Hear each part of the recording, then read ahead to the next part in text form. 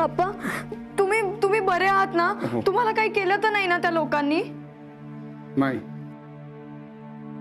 तुम्हा सगळ्यांची पुण्य येई म्हणून अगदी थोडक्यात वाचलो मी.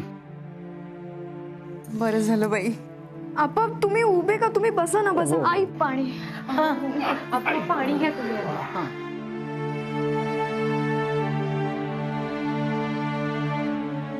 अप्पा मला क्षमा करा. मला आज इतकं वाईट वाटतंय ना की मी तुम्हाला शब्दात नाही सांगू शकणार. ते ज्या मुलावर मी प्रेम केलं त्याच मुलाने तुमचं अपहरण केलं हे कळल्यावर तुमच्या समोर उभं राहायची सुद्धा लाज वाटते अप्पा मला. अगं वहिनी, अगं मूर्खासारखा काहीतरी काय बरळतेस? मूर्खपणा याच्या प्रेमात पडून केला नाही आजी.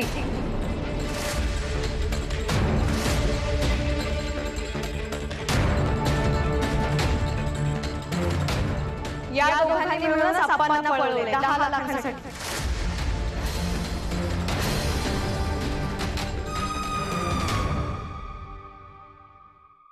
काहीतरीच काय सई, हे कसं शक्य आहे? मला सांग काकू, बाबा आणि शैलेश काका पोलिसांच्या मदतीने जेव्हा अप्पांना शोधत होते तेव्हा त्यांना कसे नाही सापडले अप्पा? या दोघांनाच कसे काय सापडले? काय हो, काय म्हणते ही? नका बोलायला लावू. आपलेच दात आणि आपलेच ओठ. असो, मला खूप दमायला झालंय. झोपतो जाऊन मी. दादा आपण याबद्दल बोला. अहो तुम्हाला माहितीये का, नचिकेतनी पळवलं होतं म्हणे अप्पांना. आणि इतकं सगळं होऊन सुद्धा बिचारे अप्पा काहीच बोलले नाही त्यांना. नचिकेत आता का गप्प आहेस? बोल ना, काय केलंय ते? ते बोलत नाहीये तेच बरं. बोललो तर प्रॉब्लेम्स होतील. जाऊ द्या सई. अगं क्षमा कर त्याला. क्षमा हे ईश्वराचं दुसरं नाव असतं. लक्षात असू दे बाळा. नाही पण आता मी गप्प बसणार नाही. म्हणजे आम्हाला सगळं कळलंय आप्पा.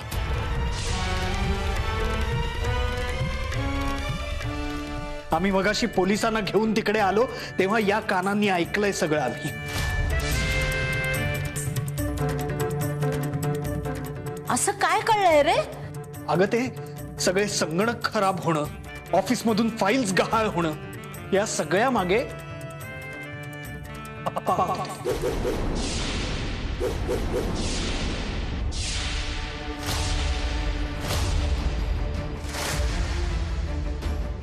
त्या बनावटला पैसे देऊन नचिकेतला अडकवण्यासाठी अप्पांनी केलंय हे सगळं.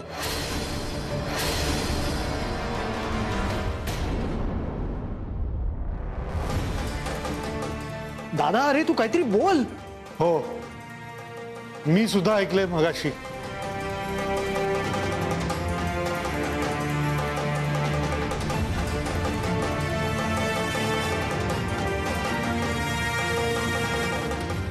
नचिकेत मला काहीच माहिती. चल ठीक, let's not waste time over here. Digambar, Nachiket आम्ही परत चुकलो रे. आमच्यावर राग नको धरूस.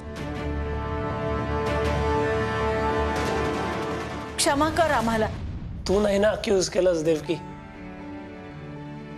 तू सॉरी म्हणून काय उपयोग नाही.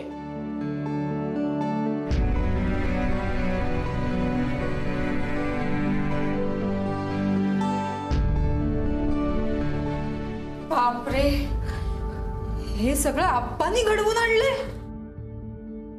माझा तर विश्वासच बसत नाहीये. सई मी आलेच. या दोघांचं काय होणार आहे काय माहिती. नचिकेत चिडलाय खूप.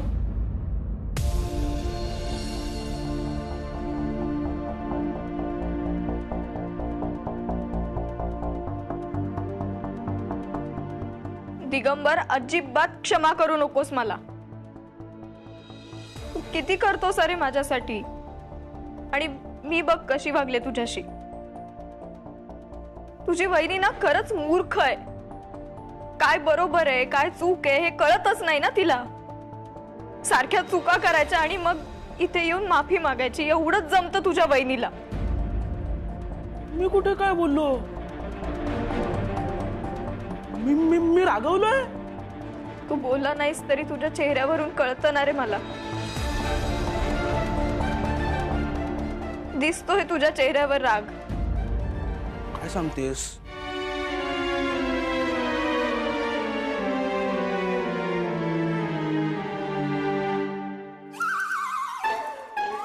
नाही वहिनी, माझ्या चेहऱ्यावर कुठे राग आहे? बघ, उलट मी हसतोय.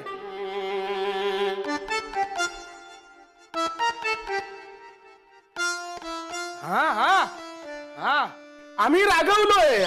आम्ही रागवलोय. हा, तू आम्हाला सरळ किडनॅपर बोलतेस म्हणजे काय? डायरेक्ट अप्पा केतकरांना उचलला असा आरोप करतेस आमच्यावर. आम्ही रागवणार नाही तर काय? सांगितलं ना रे मी, चुकले मी. अक्कलच नाहीये ना मला, डोकंच वापरत नाही स्वतःच, म्हणून लोक दुखावले जातात माझ्यामुळे. पण यावेळेस एकदा मला क्षमा करा. मी परत नाही करणार अशी चूक, खरंच.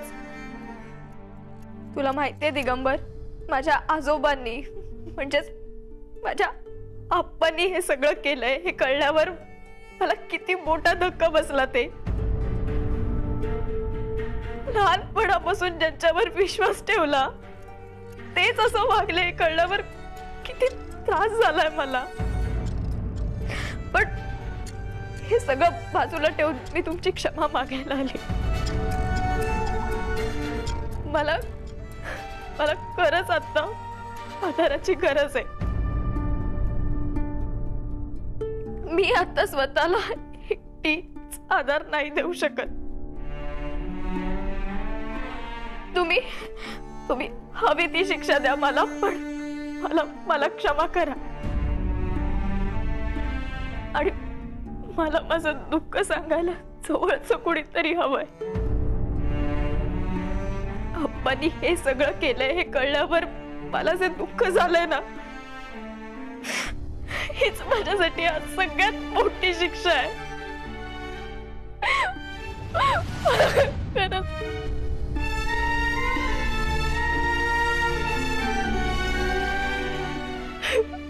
नचिकेत मला माफ कर.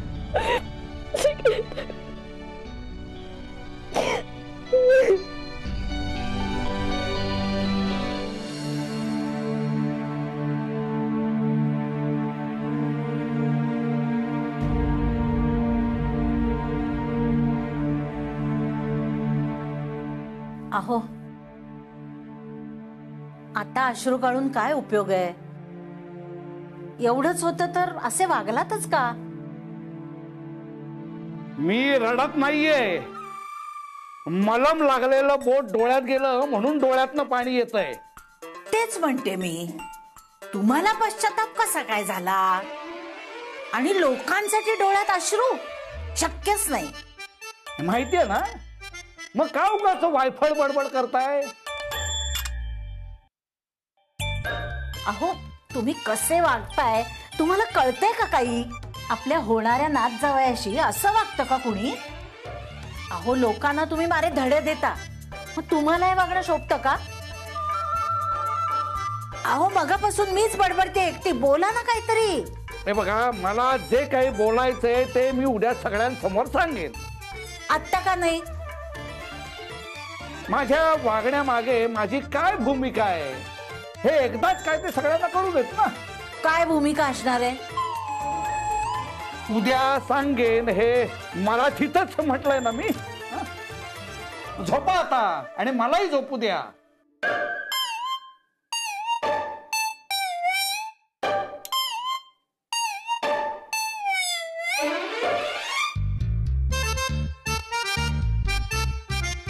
उद्या सांगतो म्हणे.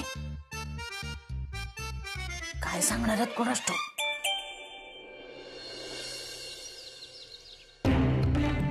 काल आपल्या धाकट्या चिरंजीवांनी माझ्याबद्दल अतिशय धक्कादायक असं विधान केलं. त्या नचिकेत देशपांडेच्या बाबतीत मध्यंतरी ज्या काही घटना घडल्या त्याला मी जबाबदार आहे आणि मी हे सगळं घडवून आणलं असं म्हणणं आहे आपल्या शैलेशचं.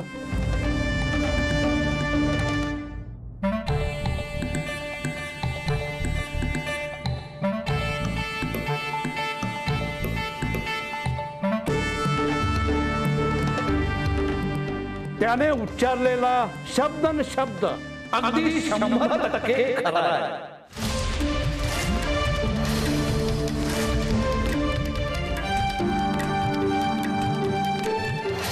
आता हे मी असं का वागलो हे तुम्हाला सांगतो. मला परदेशी व्यक्ती, वस्तू आणि संस्कृती याबद्दल असलेली चीड ही तर जगजाहीर आहेच. लोक मला स्वदेशी केतकर म्हणून ओळखतात ते काही उगीच नाही. माझ्या मनात परकीयांबद्दल असलेली चीड सईलाही लहानपणापासून माहिती आहे.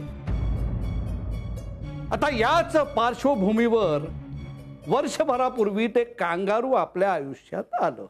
त्याला शक्य तेवढं लांब ठेवायचे शर्थीचे प्रयत्न करत असताना माझी स्वतःची नात त्याच्या प्रेमात पडली.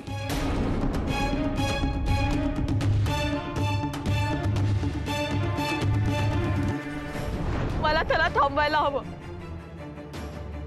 कारण माझं प्रेम आहे नचिकेतवर. असं कसा सोडून जाऊ शकतो तो मला? आणि माझ्या समोर प्रेमाची कबुली देण्या एवढी हिची मजल गेली आणि त्या दिवशी माझा विश्वास हरला.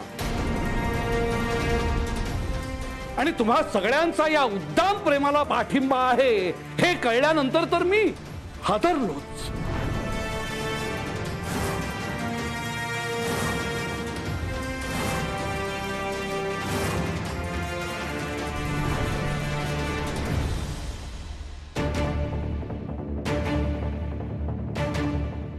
आता माझ्या पुढे फक्त एकच मार्ग होता.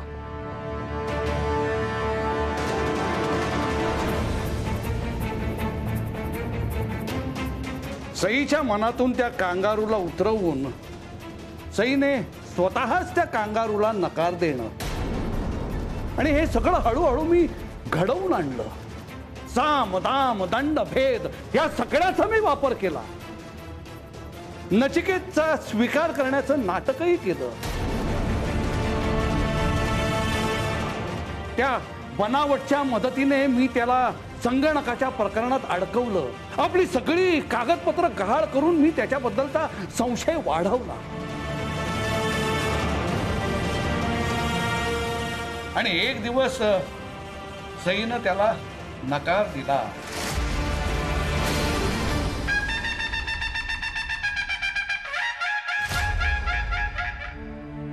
आप्पा, तुम्ही असा विचारही करू शकता? तुम्ही माझं प्रेम संपवायचा प्रयत्न केला? सई बाळा, याला प्रेम नाही म्हणता येणार. कारण साध्या साध्या गोष्टीमुळे जे तुटतं ते मुळात प्रेम नसतंच. म्हणून मग ते टिकवण्याचा मुळे प्रश्नच येत नाही. आता मी जे काही केलं ते स्वदेशी तत्वांच्या रक्षणासाठी, आणि तत्वांचं रक्षण ही एक लढाई आहे. प्रेम आणि युद्ध याच्यात सगळं क्षम्य असतं. तू तुझ्या प्रेमासाठी माझी तत्व मोडलीस, मी माझ्या तत्वांसाठी तुझं प्रेम.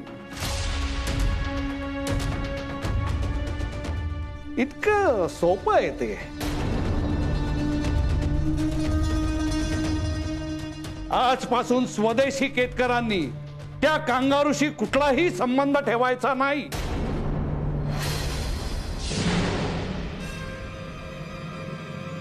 अगदी सैनी सुद्धा.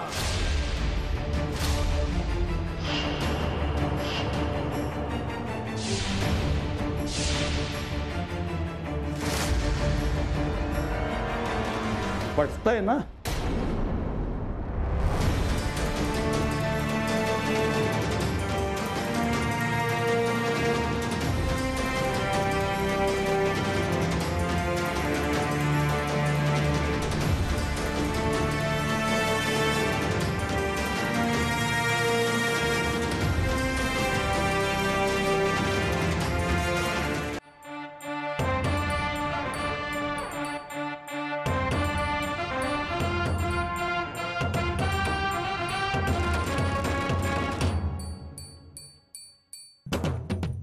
आप्पा,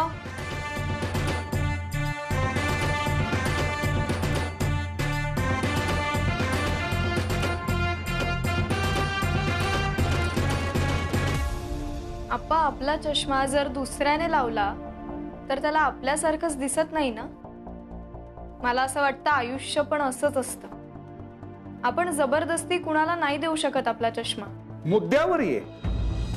आप्पा, तुम्ही जो प्रश्न मला खाली विचारलात त्याचं उत्तर द्यायला आली आहे मी तुम्हाला. मग पटली का नाही तुला माझी बाजू? आप्पा, तुमच्या चष्म्याने तुम्हाला जे दिसतंय ते तुमच्यासाठी अगदी बरोबर आहे. पण प्रत्येक गोष्टीच्या दोन बाजू असतात आणि दुसरी बाजू नेहमीच चुकीचीच असते असं नाही.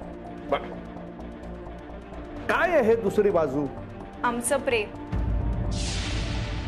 वय, जात, धर्म, देश, संस्कार, तत्व बघून होतं ते प्रेम नसतं आप्पा. मी नचिकेतवर मनापासून प्रेम केलंय. एक माणूस म्हणून मला तो आवडलाय आणि माझा विश्वास आहे त्याच्यावर आणि आमच्या प्रेमावर. माझं प्रेम माझी चूक आहे असं मला नाही वाटत आप्पा. उलट माझ्या प्रेमाला माझ्यापासून तोडण्यासाठी तुम्ही जे वागलात ते चुकीचं होतं आप्पा. पण तुम्ही तुमच्या जागी बरोबर आहात आणि मी माझ्या जागी. मग म्हणणं काय आहे तुझं? आप्पा, मी तुमच्या स्वदेशी विचारांचा आदर करते आणि तुम्ही माझ्या प्रेमाचा आदर करावा एवढी एकच अपेक्षा आहे तुमच्याकडून. आणि समजा आदर करायला जमणार नसेलच तर निदान अनादर तरी करू नका त्याचा. ही एक विनंती आहे. थांब सई. तुझ्या या प्रेमावरच्या भाषणामुळे एक गोष्ट मात्र बदलत नाही. कोणती विचार? कोणती? ते कांगारू माझे 10 लाख रुपये देणं लागतं ही गोष्ट. आता अशा बेरोजगार कर्जबाजारी तरुणावर प्रेम करायचं की त्याची आपल्या आयुष्यातून कायमची हकालपट्टी करायची हे तू ठरव.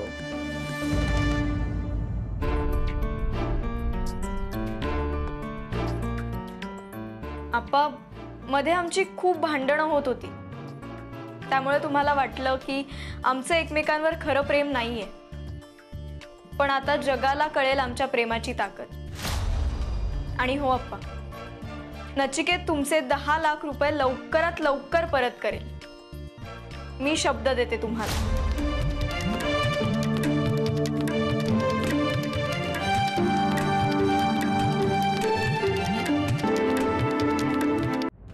हे बरं, म्हणजे आप्पांनीच भाईला लोन दिलं, त्या फॉल्टी कॉम्प्युटरच्या लफड्यात अडकवलं. एवढंच नाही तर भाईचं घर गहाण ठेवलं स्वतःकडे. पण आपला भाई इमानी इतबारे फेडतोय त्यांचं कर्ज. आप्पांनी लोन घ्यायला फोर्स केला नव्हतं मला टॅक्स. अरे पण बनावटला फॉल्टी कॉम्प्युटर लावायला सांगितलेच नसते तर 10 लाख रुपयाचं कर्ज झालं नसतं ना. I was not forced to sign those papers. अरे पण तुम्ही आपापसात का वाद घालताय? वाद घालू नका.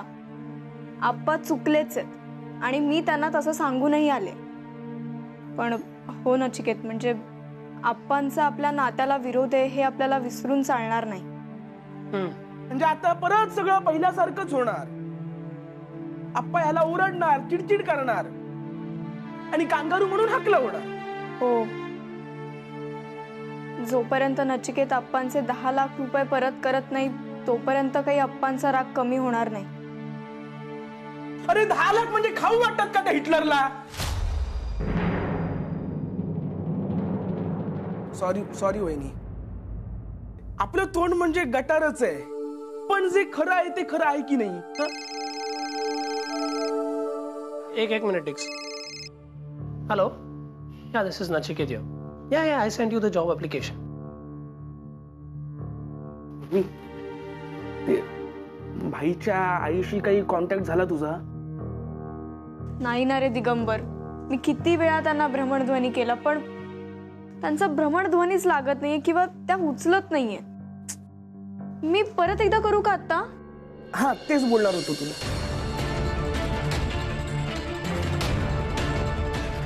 बघ, भ्रमणध्वनी वाजतोय पण त्या उचलत नाहीये.